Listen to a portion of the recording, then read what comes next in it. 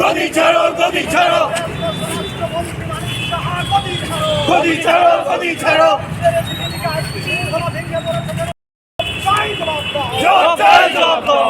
ধর্মনগরে কংগ্রেসের CLP leader আক্রমণ করে মানিক শাহ জবাব চাই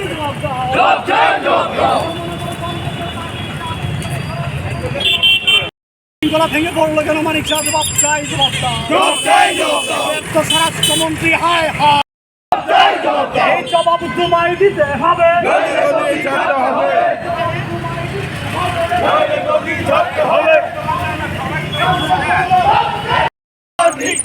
মানিক শাহ গদি ছাড়ো মুখ্যমন্ত্রী গদি ছাড়ো। আমরা সকলেই জানি যে কিছুদিন ধরে ত্রিপুরাতে নানান জায়গায় ভারতীয় জনতা পার্টির গুন্ডা বাহিনীর দ্বারা বিরোধী দলের ওপরে আক্রমণ নিয়ে আসা হচ্ছে।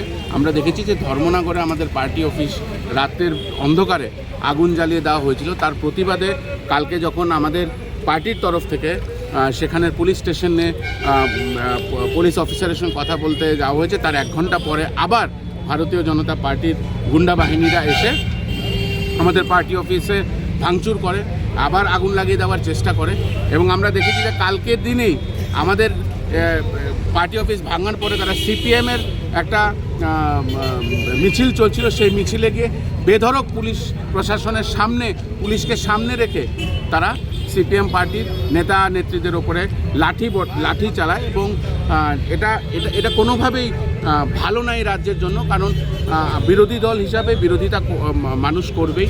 এবং আমরা দেখেছি যে এই রাজ্যের যে চিফ মিনিস্টার মানিক শাহজি, উনি নিজেই বলেছেন যে এই রাজ্যে এখন জঙ্গলরাজ চলছে এবং উনি নিজেই অনিশ্চয়তায় ভুগছেন। এবং ওনার এই যে কথাটা যে আজকে ত্রিপুরা জঙ্গলরাজের পরিণত হয়েছে, এটাকেই আরও শক্ত করে আজকে দেখিয়ে দিয়েছে ওনারই দলের গুন্ডা বাহিনীরা।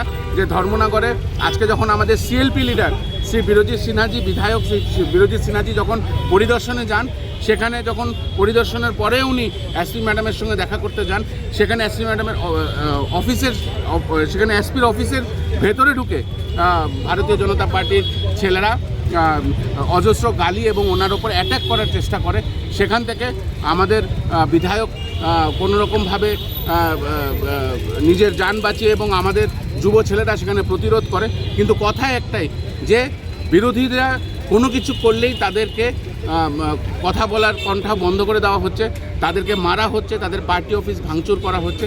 আমাদের প্রশ্ন একটাই যে যারাই আজকে মারধর করছে বা যাদেরকেই লেলিয়ে দেওয়া হচ্ছে যে বিরোধীদের ওপরে হাত তুলো, তাদেরকে সতর্ক করতে চাই যে আজকে শক্তির সিংহাসনে আপনারা বসে আছেন, কালকে আমরা বসবো। কিন্তু যখন আমরা বসবো তখন কিন্তু ভাববেন না যে আপনাদের মতন ভয়ঙ্কর কিছু হবে, কারণ আমাদের বীজ মন্ত্রই একটাকে নফরত কে বাজার মে মোহব্বত কি দোকান কংগ্রেসের খোলার চেষ্টা করে। আমরা ভালোবাসা দিয়ে একতাকভাবে সবাইকে এক সূত্রে ধরে এই রাজ্যটাকে আমরা চালানোর চেষ্টা করছি। কিন্তু আমরা দেখছি যে প্রতিনিয়ত ভারতীয় জনতা পার্টির গুন্ডা বাহিনীরা কংগ্রেসের ওপরে বারংবার অ্যাটাক করছে, যেটা শুভনীয় না। তার নিন্দা ত্রিপুরা প্রদেশ যুব কংগ্রেস জানায়।